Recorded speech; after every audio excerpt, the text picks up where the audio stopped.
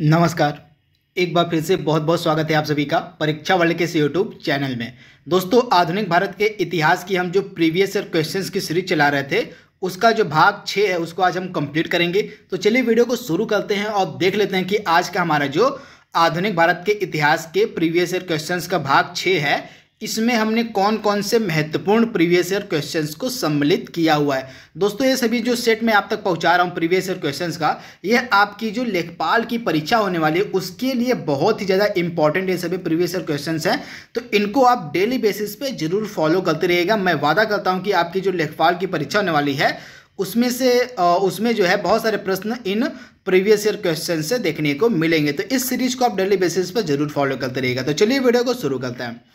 पहला प्रश्न आपकी स्क्रीन पर है, महात्मा गांधी दक्षिण अफ्रीका में किस वर्ष पहुंचे थे, आपको बताना है। जल्दी से इस प्रश्न का जवाब दीजिए। तो आप ध्यान दीजिएगा, महात्मा गांधी दक्षिण अफ्रीका में किस वर्ष गए थे, तो राइट आंसर आपका हो जाएगा वर्ष 1893 में। ऑप्शन आपका ए जो है 100% सही है।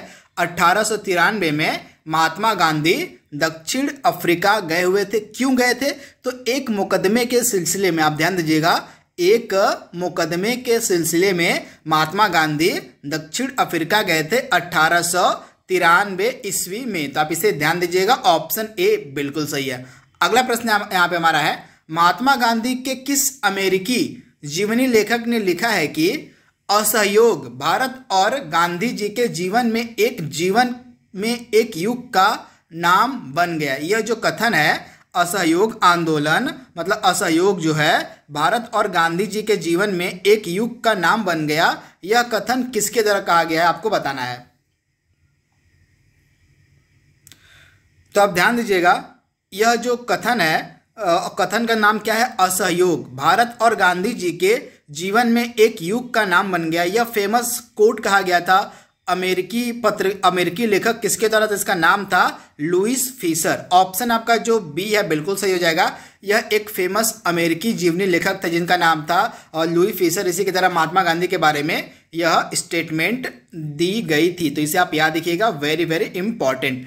अगला प्रश्न यहाँ पे हमारा है, और महात्मा गांधी ने निम्नलिखित में से किसे अपना राजनीतिक गुरु माना था, आपको बताना है। तो आप ध्यान दीजिएगा, महात्मा गांधी के द्वारा जो है राजनीतिक गुरु माना गया था गोपाल कृष्ण गोखले को। ऑप्शन जो आपका है बी 100% सही है।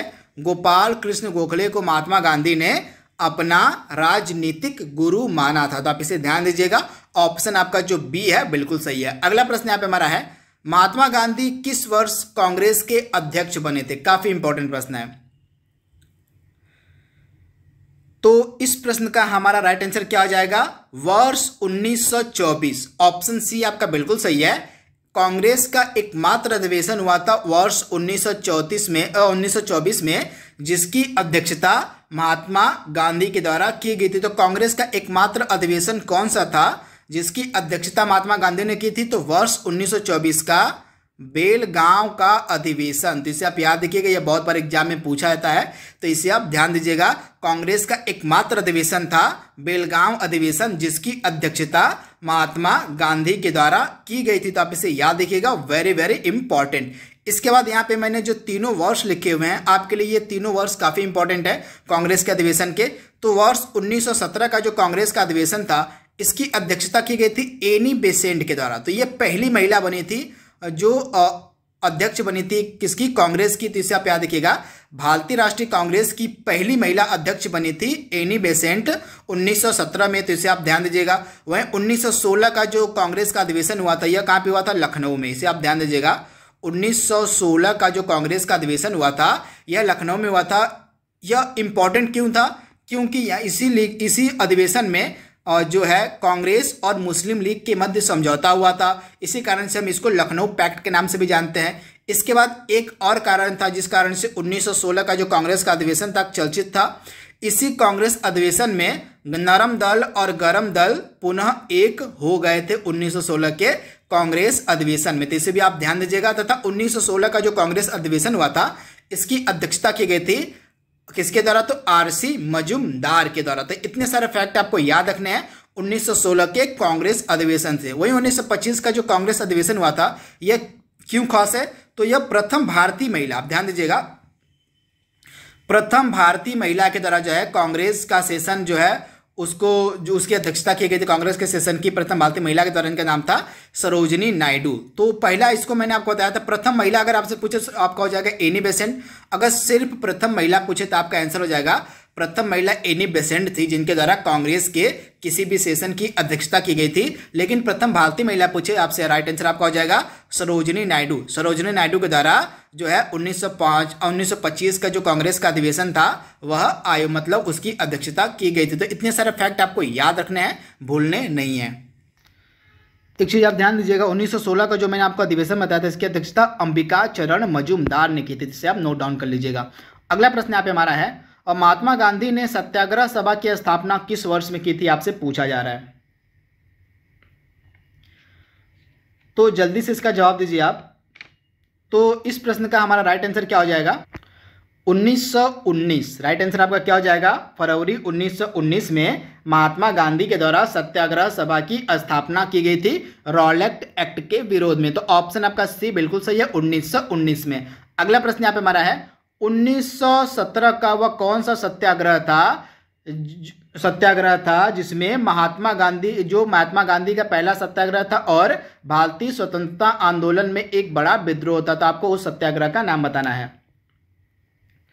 तो आप ध्यान दीजिएगा, 1917 का जो चंपारण सत्याग्रह था यह महात्मा गांधी का पहला सत्याग्रह था और भारतीय स्वतंत्रता आंदोलन में यह एक बड़ा विद्रोह था। तो ऑप्शन आपका जो डी है बिल्कुल सही हो जाएगा। आप इसे याद रखिएगा, चंपारण जो जगह है आपको मिलेगी बिहार है। तो बिहार के चंपारण में महात्मा गांधी के द्वारा 1917 में पहली बार सत्याग्रह जो है स्टार्ट किया गया था। तो आप इसे याद रखिएगा, वेरी वेरी इंपॉर्टेंट। अगला प्रश्न यहाँ पे हमारा है, निम्नलिखित में से कौन गांधीवादी दर्शन का हिस्सा नहीं है। वेरी वेरी इंपॉर्टेंट प्रश्न। तो दिए गए ऑप्शंस में से जो आपका व्यवसाय है यह गांधीवादी दर्शन का हिस्सा नहीं है। तो ऑप्शन जो आपका सी है बिल्कुल सही, आप इसे ध्यान दीजिएगा। दिए गए ऑप्शंस में से, दिए गए विकल्प में से जो व्यवसाय है यह गांधीवादी दर्शन का हिस्सा नहीं है। तो ऑप्शन आपका जो सी है बिल्कुल सही है। अगला प्रश्न यहाँ पे हमारा है, महात्मा गांधी द्वारा भारतीय राष्ट्रीय कांग्रेस के कितने अधिवेशनों का सभापतित्व किया गया था। Very very important. तो मैंने आपको बताया था कि एकमात्र कांग्रेस का अधिवेशन था जिसकी अध्यक्षता महात्मा गांधी के द्वारा की गई थी, वह अधिवेशन था 1924 का बेलगांव का अधिवेशन। तो राइट आंसर आपका क्या हो जाएगा, सिर्फ एक ही कांग्रेस का सेशन था जिसकी अध्यक्षता महात्मा गांधी के द्वारा की गई थी। तो आप इसे याद रखिएगा, 1924 का बेलगांव अधिवेशन। अगला प्रश्न यहाँ पे हमारा है, रंग भेद के कारण किस वर्ष महात्मा गांधी को दक्षिण अफ्रीका के पीटर्समारिट्सबर्ग रेलवे स्टेशन में प्रथम श्रेणी के रेल के डिब्बे से सामान के साथ बाहर फेंक दिया गया था। आपको बताना कि वह कौन सा वर्ष था जिस वर्ष महात्मा गांधी को दक्षिण अफ्रीका के पीटर्समारिट्सबर्ग रेलवे स्टेशन से जो है चलती ट्रेन से बाहर फेंक दिया गया था, आपको बताना है।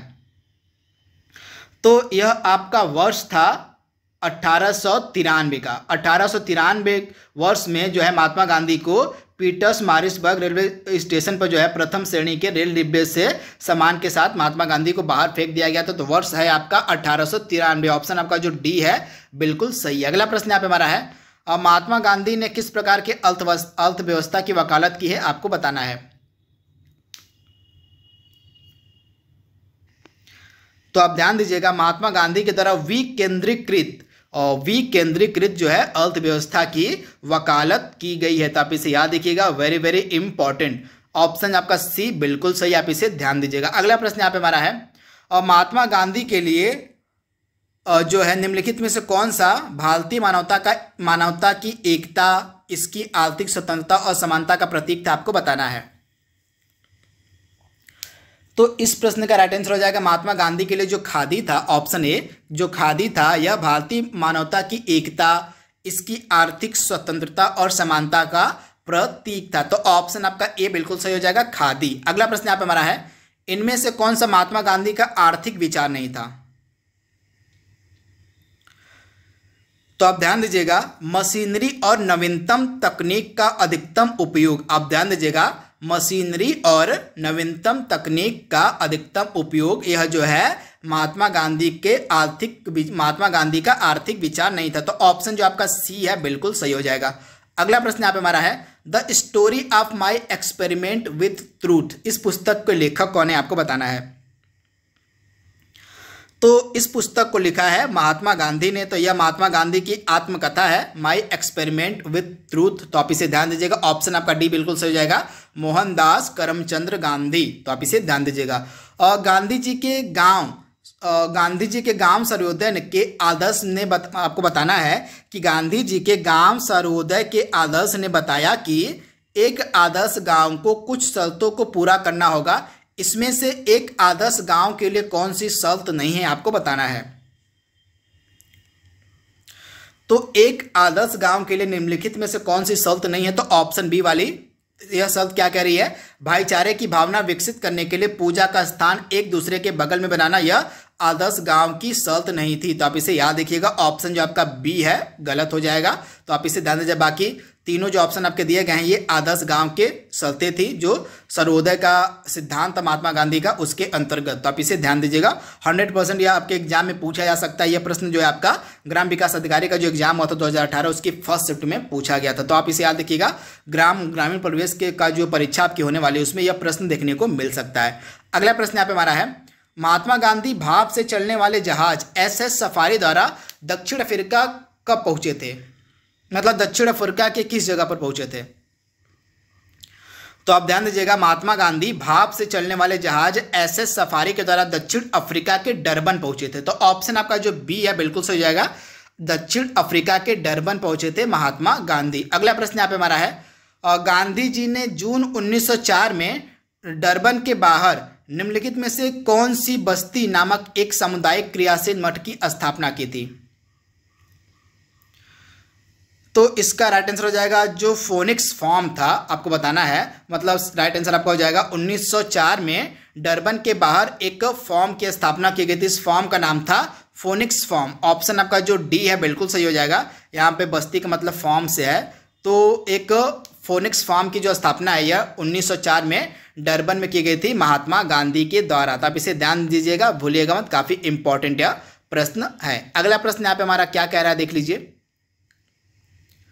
1917 का चंपारण सत्याग्रह किस राज्य में प्रारंभ हुआ था। तो आप ध्यान दीजिएगा, 1917 का जो चंपारण सत्याग्रह था यह बिहार में प्रारंभ हुआ था। तो ऑप्शन आपका बी बिल्कुल सही हो जाएगा, बिहार, ऑप्शन बी आप ध्यान दीजिएगा। अगला प्रश्न यहाँ पे हमारा है, गांधी जी का नमक सत्याग्रह आंदोलन दांडी मार्च जिसको जानते हैं हम, यह कब प्रारंभ हुआ था। तो दांडी मार्च आपका प्रारंभ हुआ था 12 मार्च 1930 को, तथा महात्मा गांधी ने दांडी पहुंचकर नमक कानून को तोड़ा था 6 अप्रैल 1930 को। तो इसे भी आप ध्यान दीजिएगा, भूलिएगा मत। ऑप्शन आपका जो बी है बिल्कुल सही है, दांडी मार्च प्रारंभ किया गया था महात्मा गांधी के द्वारा 12 मार्च 1930 को। अगला प्रश्न हमारा जो कि आज का लास्ट प्रश्न भी है, महात्मा गांधी को राष्ट्रपिता के नाम से सर्वप्रथम किसने संबोधित किया था, आपको बताना है। तो राष्ट्रपिता के नाम से सर्वप्रथम संबोधित किया गया था सुभाष चंद्र बोस के द्वारा महात्मा गांधी को। तो ऑप्शन जो आपका है बी बिल्कुल सही हो जाएगा, महात्मा गांधी को सर्वप्रथम बार राष्ट्रपिता के नाम से संबोधित किया गया था सुभाष चंद्र बोस के द्वारा। तो ऑप्शन जो आपका बी है बिल्कुल सही हो जाएगा, सुभाष चंद्र बोस। तो दोस्तों आज का हमारा जो 6 नंबर का भारतीय राष्ट्र यहाँ पे आधुनिक भारत के इतिहास का जो प्रीवियस ईयर क्वेश्चन का सेट था उसको हमने कंप्लीट कर लिया है। आई होप यह वीडियो आपको पसंद आएगा। तो आज के लिए बस इतना ही। Thank you, thanks for watching, thank you.